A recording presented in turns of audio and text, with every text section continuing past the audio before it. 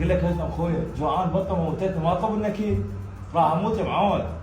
هو انت تشرب ما تقول ايش قد تاكل انت كل شويه اطلب ايش تطلب بالله شوفنا يلا اطلب لنا اطلب.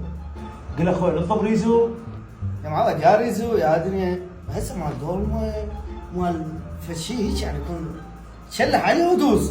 تو وين جاي تجيب لنا هاي السوالف ريزو؟ اخوي يا دوما يا معود ها. انت خذ دوما وانا اجيب مندي. لا يا معود لا يا معود شايف دولمه شلون معدله؟ هاي دولمه تاكل صبعك ورا. معود شوف بس ها شوف الخلطه يا دولما. انا اريد دولمه شوفوا ايش فيكم؟ اريد دولمه جوعان. انا اريد مندي. ادري هاي تدعكم على الدولمه وعلى المندي احسن شيء. عندنا بيت ونطلب ونخابرهم هم يسوون دولمه ومندي وحلويات وشي تريدون موجود عندهم وهناك قريب علينا. وين؟ هذا وين؟ وين؟ هسه اشوفك البيت وبعد. تعطينا البيت يلا مالك؟ نعود راح اموت من الجوع يلا بطل قاعد.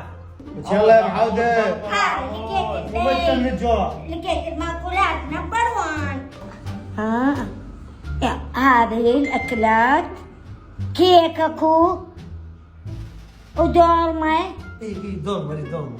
وكليتشة ومندي بالدجاج وباللحم. ايه وبعد وبورك طلبي دولمه ولحمة بعجين وبيتزا العب كل شيء الأكلات. بسبوسة بسبوسه ايه مش بسبوسه. وكبة. مو قلتوا مالي دولمه مو قلتوا مالي دولمه ماكو حكي دولمه ما في. هي شنو هي؟ دولمه مو